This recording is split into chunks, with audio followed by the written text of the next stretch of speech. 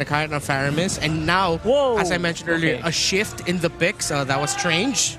Cho had Eve's shoulder pads. Now they have a heavier dive-heavy composition since they slotted in the Lapu Lapu. So NXP's draft looks great on paper here. Let's see what BREN Esports will do in-game to level that out and potentially maybe even turn the tables onto NXP. Well, here we go. We're going to see if the turntables do happen and take us to a game number 3. Ladies and gentlemen, welcome to game 2. NXPE versus BREN. And NXPE with the 1-0 so far. And I got to say, man, I think it just starts for BREN in the jungle right here. Letting Kyle TZ have a better time. You can already see El Pizzo trying to get the information he needs. But we'll see how that's played around, because again, Kaizen is on this Akai jungle, so you don't have the same impact you had the previous game in terms of that early potential to invade and get a kill. This time it's actually, it's Kyle TZ. Yeah, I love the sync here for NXP, throwing out the muddles and reading the attack of BREN Esports on the top side. And now from there, I think BREN kind of just wasted a few moments walking up around here. NXP could do something. Slow and steady pace for both teams. But you see Few doing another rotation up top. Want to help out the Clint over the Melissa. Again, the last time I saw Melissa versus Clint, didn't go that well for the Clint. How's the matchup here? Okay, they're already gonna go for the purple. Oh my god, El Pizzo might be in trouble. That's first blood. Going over to Few. That was just poor positioning right there. That was punished by BREN. So that's great. That's great already for BREN, right? To have a better foot to start with here. Now again, how's the matchup with Lapu Lapu and Esmeralda? It's been a while, but it can be pretty even. Season 8? Season 7? Somewhat, but I think early on, Pandora can just bully the Lapu Lapu a bit, but then eventually once the Lapu Lapu has some items, he'll be able to deal a fair amount of damage of Esmeralda, but it's just the raw sustain that an Esme has. If she can avoid the swings of the Great Sword, it should be a good time. It's sort of like, it feels like going up against a Fredrin if you're an Esmeralda. You get to a point where you just get really, really strong. And right now, BREN Esports, problems here abound. Donut goes down, but Yellow Haze will also take down Pandora. And NXPE will have a little bit of turtle control. It's quite low now. And Kyle TZ is not going to be able to dive it on his own, not with Ogun at level 3. That's going to be NXPE with the first turtle. The swings of the ultimate of a Lapu Lapu will hurt. Later on, Pandora has the tools to avoid it, but early without any items so far, and Esmeralda will eat that up. He's ahead. Yeah, for sure. It'll hurt. You got to wait until a point where the Hunter Strike is available for heroes like Lapu Lapu. Usually used to be it was the War Axe, right? Yeah. But now, more focus onto that Hunter Strike, get that penetration, and then you can make it hurt. Right now, though, El Pizzo, nice try onto the Hammer Time.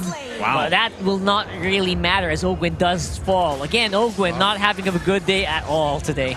I like the way, I mean, NXP is just kind of rotating. They're setting this pace, and I mean, even the layering of abilities and ultimates that they're doing, you know, without any hesitation is really showing, at least for these 5, the synergy that's there for them. The question is, can BREN actually stop this from continuing to go, turn around? The gold lead is very minuscule. It doesn't really matter, 500 gold in. But NXPE, if they can secure these objectives, it's gonna flip eventually. So they've gotta have some type of answer against that. And again, when you're talking about an Akai jungle paired with a Lolita roam, those are already 2 tanky heroes to deal with. And at the same time, you've got the Cult Altar, right? There's a lot to deal with for BREN. They need to have the damage plus the setup available to them to really kind of capitalize on that. That's right. You gotta reel it in. You gotta feel it. You gotta feel around for that pressure point. Because we haven't even seen a big Cult Altar play yet. Right? I don't think I hope that they're ready for it, because right now, even without it, NXP is doing pretty good. Right? It's the quick, aggressive rotations. BREN Esports really can't find that situation where they need to force out that Cult Altar just yet. And right now, the rotations of NXP are supplemented again by the movements of this man, Renegade, in the XP lane, doing everything he can to just quickly clear lane ASAP. and then immediately go to the mid lane, just leaving the Esmeralda alone, knowing that he can put a bigger impact into the game and in the map if he rotates to somewhere in the mid lane, as we saw earlier. Yeah, that's the thing, right? Again, this is only the second time that we're going to be seeing Lapu Lapu brought to the table. I'm surprised some other teams haven't brought it out yet, but maybe, depending on how this game, the outcome of this game is, maybe we'll see Lapu Lapu more in the playoffs, because it's definitely showing from the previous game that was, or the other game that Lapu Lapu debuted in, and to now, or it's still early on, but it's definitely a good hero to consider, right? And it also kind of shakes things up in the XP lane. And this is what we were talking about the previous series, where the Yuzhong came out, right? Which has now, I think, appeared twice as well. And that's the thing, right? You want to see these shakeups or these experiments, or as Wolf and OSX put it, the S factor, the surprise factor, because yeah, because it is usually it's saved for the end, right? The second phase of the picks, and then it completely kind of throws people off, because I think still, even in this season, we said this in season 9 as well, XP lane is kind of underrated, right? It really is. It really is. XP lane is underrated, and so at this point, I just want to see how this Lapu Lapu continues to play. Yeah. You know, with Yuzhong coming back, Lapu Lapu coming back, I hope someone has it in their hearts and their minds to give Khalid a chance again. Khalid, Yes. I miss Khalid. I know it was because of nerfs to Khalid that eventually he really fell out of favor. But there was a point where Khalid was one of the EXP laners, man, alongside Lapu Lapu and Yuzhong. 2 seasons ago. Yeah. Around that time. We start bringing Khalid back, man. We got to bring Alpha. Yeah. I mean, Let's not go that crazy. You know what? nice Carl soon. TZ tried to make it work. Again, if Carl TZ can't make it work, I don't know who can. Right, Jungle Alpha So- back in Jungle season Alpha. 7. Yeah, He tried. He tried very hard. Multiple games didn't work out. I mean, so Alpha got the whole rework and everything, Yeah. you know, everything. But We'll now, find out. going back to the game, this next turtle, the second one of the game, is up. We're going to see both teams getting a positioning here. Renegade about half health. There's the setup, though. There it is. Real World is down. Kaizen straight into Wild Charge. That's Retribution removed. And this could be an opening for BREN Esports. They have priority, and NXP realizes it. That's a kill onto Renegade under the tower, and a turtle for BREN Esports. Counterplay by BREN, well-placed Guardian's Barrier by Ogwen, and sensing that the situation has already fallen out of favor of NXPE, El Piso could have utilized a Numenon Blast Flicker combination, decided against using it. Yeah, and that it's kind of, it almost looked too easy the way that Pandora went under turret and just grabbed that kill again. You know, Renegade, before that even all broke out, he was already half health there.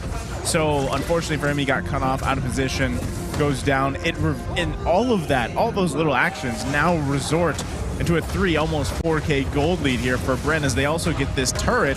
So just a massive play across the board in the last about minute for BREN.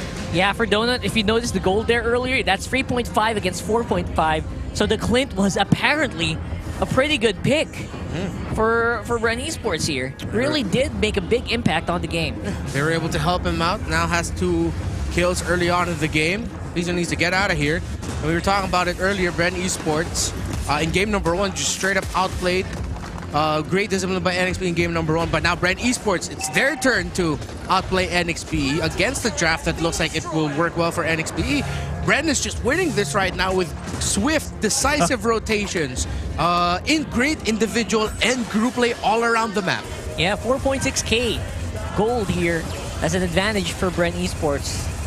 It's a little bit of a nod to each other. They know they're not going to do anything anytime soon. The power up. As XP laners do. Yeah, it's a little cheeky possible bait there too, but now Kaizen's got to fight for his buff here. Rest of the team going to have to help him out, or he just forfeits it over to BREN. Actually, the Akai is having a big trouble here in this game. Can't really get any good pin-ups against the wall. Now Kaltizi steals over that purple buff as well. NXPE is getting backed into a corner here. This is again, this is just a snowball continuing to build up. This is going to be another turtle going in the hands of BREN, and they're going to further their gold lead here. So now the question is, you know, itemization-wise, you start to fall behind here because even if El Piso can find a setup, it's a similar fashion. El Piso, even Kaizen, you don't have the items that you need just yet on Donut, right? You don't really have, I mean, even Yelly Hayes on Fairness, it's not the same result. Look at that already. I mean, Yelly Hayes getting chunked 3/4 here just from a 1-2 jab from Kyle Teasy. That's pretty big boom there. Yeah, Hurts a lot. It's Paquito with guns, just picked up a gun. Looking already for the Paquito, and that damage that we saw dealt to Yelly Hayes earlier, it's gonna multiply like threefold the next time Kyle Teasy gets a chance to spot Yelly Hayes. And again, we haven't seen a really big game-turning or fight-deciding Cold Alter play. So I think they're incredibly cautious. They're really holding on to their kits here, knowing that it seems like they're really just being more careful in the sense that they are not gonna risk everything just to turn around the fight that BREN Esports already has the lead in. Yeah. No big Cold Alter play feels really, really counterintuitive. Usually if you have Cold Alter, you use it over and over and over and over again. You haven't really seen anything big here being tried by NXP. Are they playing too safe? It's like they're really holding on to their cards way too close to their chest. But with the massive lead BREN Esports right now, this actually warrants it. Like, as much as possible, they need to really be careful when they use their abilities. Speaking of abilities, that is going to be Nuno Blast cancelled here, and Donut's in trouble. Go away does not matter against Super Marco, and El Piso Bulwark going to be up, but not going to be able to sustain against the firepower of this Clint. See, that's the thing right there. I mean, you just saw how much more damage and scaling Super Marco has, right? Even with the ultimate being used out from Donut, there just really wasn't anything they can do. And, you know, 9 minutes in the game, we're almost at the 8.5K gold lead. Lord is now up. This is not really any chance at all for NXP actually to contest this first Lord. So they're just going to have to give this to the hands of BREN. Huh. It's strange. I don't know. NXP is just like a candle just dying out right now. Yeah. They're not really doing anything. They're not trying to reignite the flames or anything. They're just standing by and waiting for Donut, waiting for Renegade to get into shape. Yeah. Again, Cold Alter not even used at all here. Yeah, they're waiting for a big turnaround. The window of that is shrinking and shrinking. BREN Esports, after NXP set the early pace with the aggressive rotations, BREN Esports rotated aggressively themselves. After that, BREN Esports just it's like they found their flow. They found their momentum. They were a step ahead of NXP in terms of getting into the shrubs first. NXP seemed like they had a few handful of miscommunications potentially with how they were handling turtle fights early on. Look at that damage coming out from that clip. That was one shot. Basic attack. Yeah. That is around 25 to 30% of the health of the Melissa gone in one improved basic attack hit. This could be it here with Lord being defended by NXP. Inhibitor on mid will go down. Initiation being looked at by BREN Esports. The Numenal Blast catches two, but Owen is going to stay alive here. And looks like with the minions alive, that's going to be the base going out. That's going to be BREN Esports tying it out against NXP. That was about 12 minutes. Yeah. If not less. Around 11 or 12. More than 10K gold lead. That was the first Lord. That was just methodical dissection by BREN Esports. It looked like at one point everything just crumbled for Next Play EVOS, and everything was just going perfectly well for BREN. Again, it's a reverse of expectations. Game number 1, we expected BREN to be the one leading the charge. It was Next Play EVOS. Now with this game number 2, we expected Next Play EVOS to lead the charge. Now it's BREN Esports, and both of the teams did that with great execution